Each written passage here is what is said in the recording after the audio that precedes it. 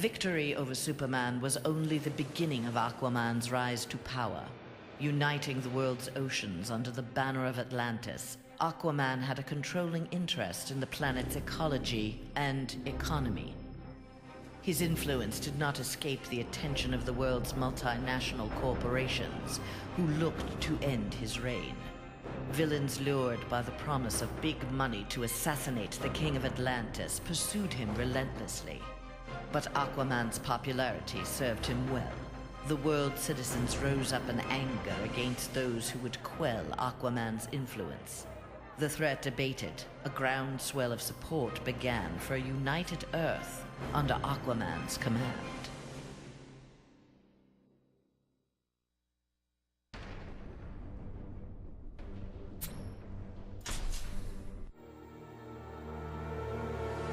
Superman's defeat did not work to Ares' advantage as he had planned. The heroes of the parallel dimension helped this world's Batman build a conflict-free utopia that left the war god famished. On the brink of death, Ares managed to imprison Brainiac 5. He forced Brainiac to create a time loop beginning with the other dimensional heroes' arrival and ending just before their victory. In this pocket of time, Ares flourished. Endless war was his to savor.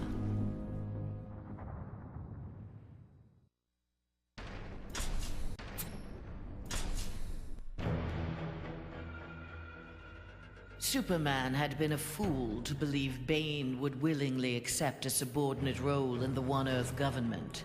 With the High Counselor out of the way, true leadership could begin. Bane found in Sinestro and Black Adam inspiring examples of ruthless, absolute authority. They reciprocated his regard for their talents. The three former villains regained control of the planet and formed a ruling triad that would be uninterrupted until the next phase of Bane's plan.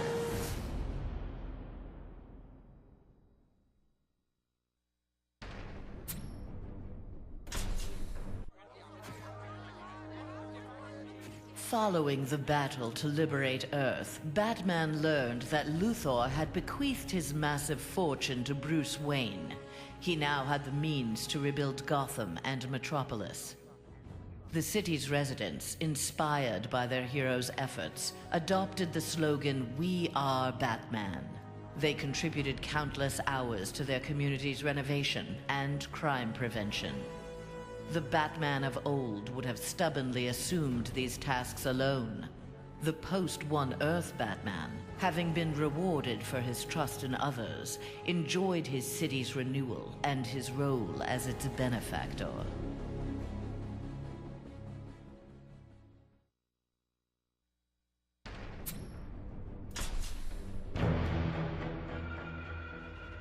The defeat of Superman taught Black Adam one thing.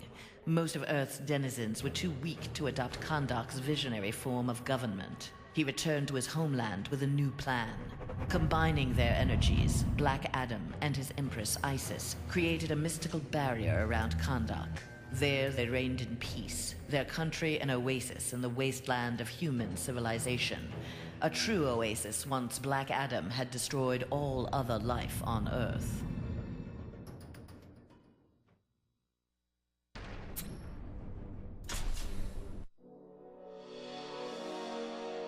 At last, Superman had paid for what he had done to Catwoman. Feigning allegiance to his regime had cost Selina her beloved Batman and her best chance at happiness. Pride and anger kept her from attempting reconciliation with Bruce Wayne, but his inspiring reconstruction of Gotham and Metropolis fostered in her a desire to remain close to him. Until she was ready to approach him again, she did her part to keep Gotham's streets clear of crime. Nascent underworld organizations had both the Bat and the Cat to fear.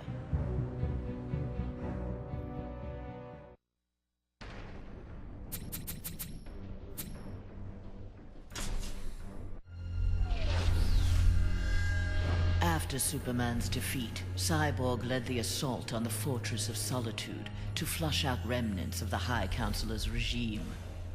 The fortress was well defended, the battle intense.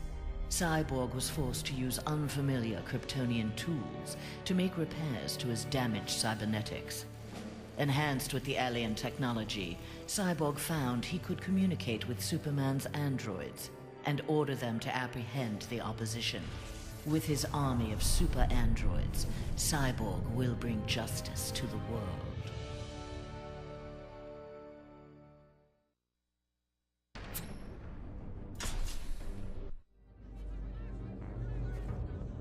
With Superman's regime toppled, new governments formed to take its place. New governments meant new customers for Deathstroke, and business was booming. Soon there were more assassinations to carry out, revolutions to aid, and unrest to create than he could manage on his own. The One Earth regime's elite troopers, having committed atrocities in Superman's name, had gone into hiding from a populace bent on revenge. Impossible for most to find, but not for Deathstroke. Recruiting these renegades, he formed the New Titans, the world's premier political assassins.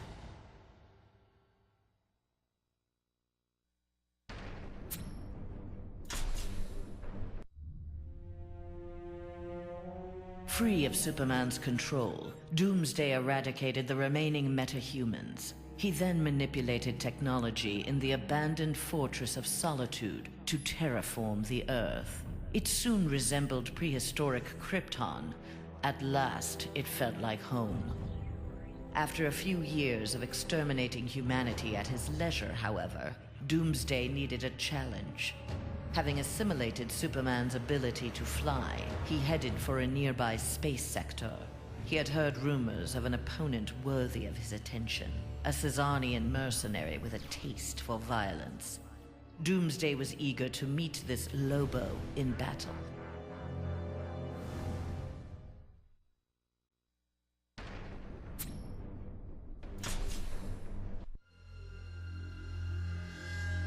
Flash had taken down the High Counselor, but the atrocities he had abetted during Superman's regime continued to haunt him. His shame eventually drove him into exile. Whether wishing to make further amends or simply unable to stop himself, Flash continued to use his powers in the pursuit of justice. Rumors of a mysterious red streak of energy that would set upon and incapacitate criminals circulated throughout Central City. While only some deduced his true name, most felt gratitude and affection for the new hero they called the Ghost.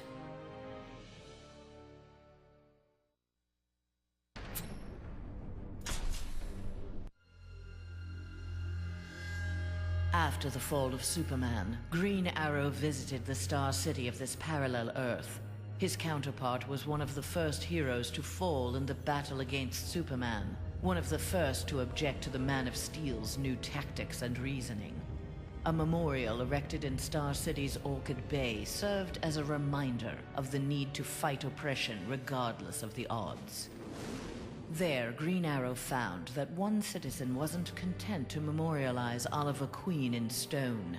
With Green Arrow's training, a new archer, dressed in crimson, took up the fallen hero's mantle. Let Star City's criminals beware. The night belongs to Red Arrow.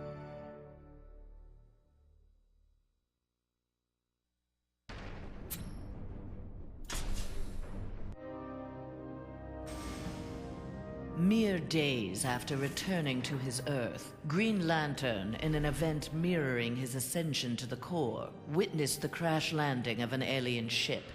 Investigating the wreckage, he encountered the pilot, who claimed to be Abin Sur. But this Abin Sur wore no power ring, and referred to him in halting breaths as the Almighty One. Green Lantern tried to convince the alien of their past, that Abin Sur had named Hal Jordan, his successor, as the Green Lantern of Sector 2814. But the alien died from his wounds before Lantern could learn more of him. Lantern left immediately for Oa. The Guardians were his only hope of solving this mystery.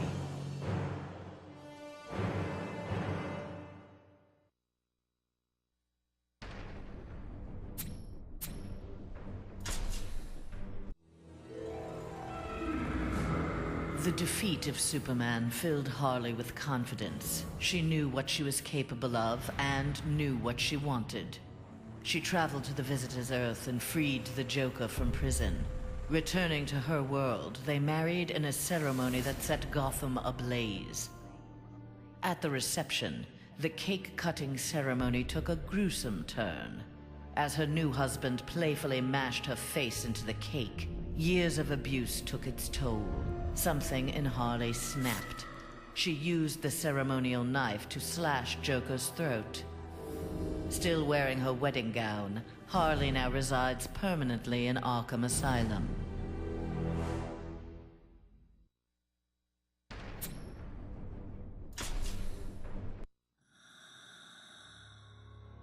Free of his brainwashing, Hawkgirl exacted revenge on the High Counselor for murdering her husband, Hawkman. She was nevertheless sent to prison for her role in the regime. One night, she awoke hovering above her cot, glowing with eldritch light. An instant later, she stood at the bottom of a shallow crater. There, she found the source of the light, a meteorite of pure nth metal.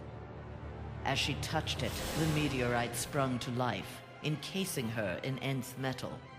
The new armor made Hawkgirl invincible. Her first act, vengeance against those who had helped Superman capture Hawkman.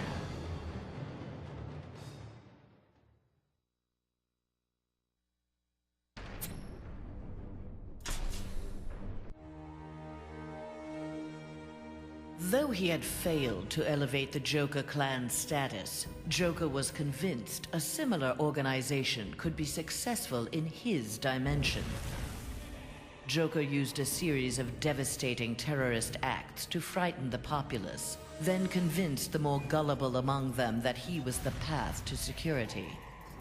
The new Joker clan soon had millions of members worldwide and committed regular anti-government attacks, wreaking havoc on the global economy.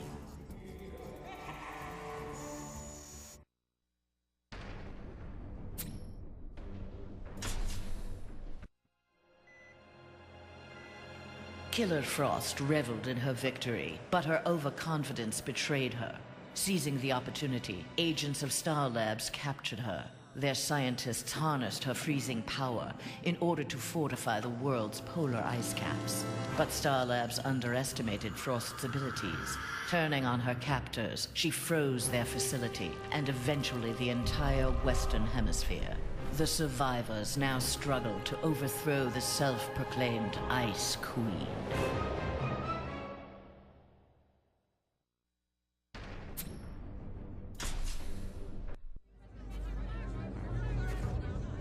A win against this world's Superman was greatly satisfying, but its aftermath would be sweeter still. Luthor had traveled to this dimension to convince its residents that he was their Luthor, who had miraculously survived the High Counselor's globally televised attack on him. Beloved before, the triumphant Luthor was now worshipped. He was elected President of the United States, but soon looked to further consolidate his power.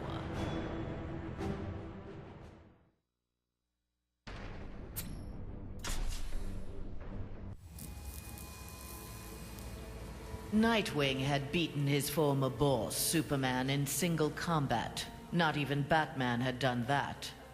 His thirst for conflict grew. He began challenging anyone who crossed his path. Nightwing's belligerence eventually drew the attention of Sinestro. His corps was always in need of new recruits, and the young human seemed able to inspire great fear. Sinestro had his suspicions confirmed when a yellow power ring found its way onto Nightwing's finger.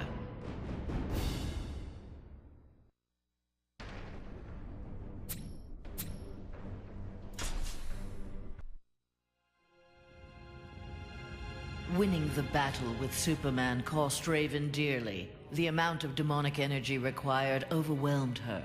After regaining consciousness, she looked around warily. Her immediate surroundings were a hellish ruin. Nearby stood her father, Trigon. Raven had somehow called him forth during her battle. Trigon thanked his daughter. He then summoned an army of demons and set out to destroy the rest of the planet.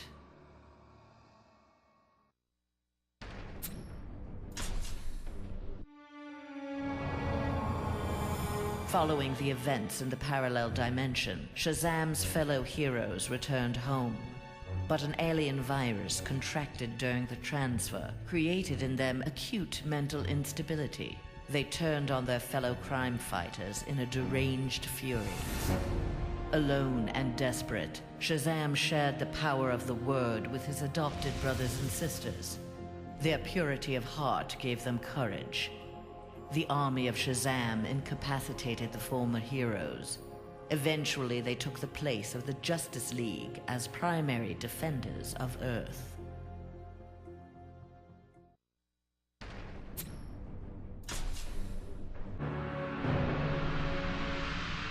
When Superman's One Earth regime proved to be a failure similar to his on Korugar, Sinestro retreated to deep space to ruminate on its demise.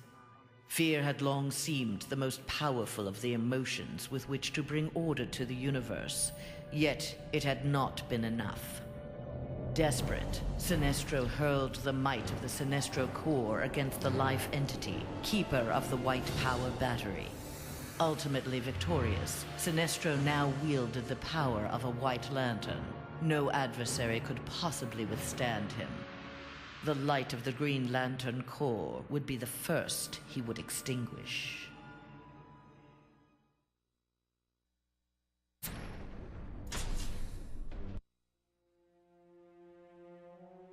The battle over, Grundy eluded capture and returned to his swamp to heal his wounds. During regeneration, Grundy found he could channel the elemental force of the Red. All animal life would bend to his rule. His increased power also allowed him to resurrect the long-lost Grey Force. Now, instead of ruling Earth's creatures, he could simply destroy them. After defeating the world's heroes, Grundy turned Earth into his version of paradise. He now rules over a gray and lifeless planet.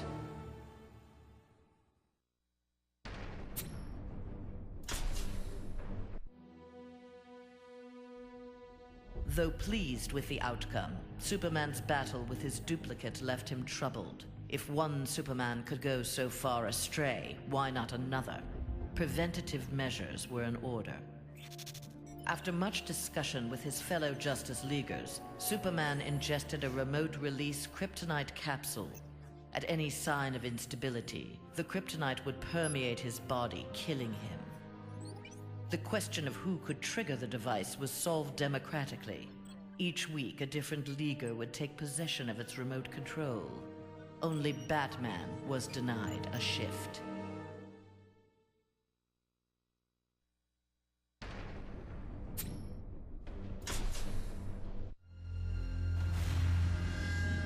Wonder Woman returned home to find her dimension in ruins. Aware of Superman's despotic rule of the parallel dimension, the gods of Olympus vowed to preemptively eliminate the metahuman scourge from their world.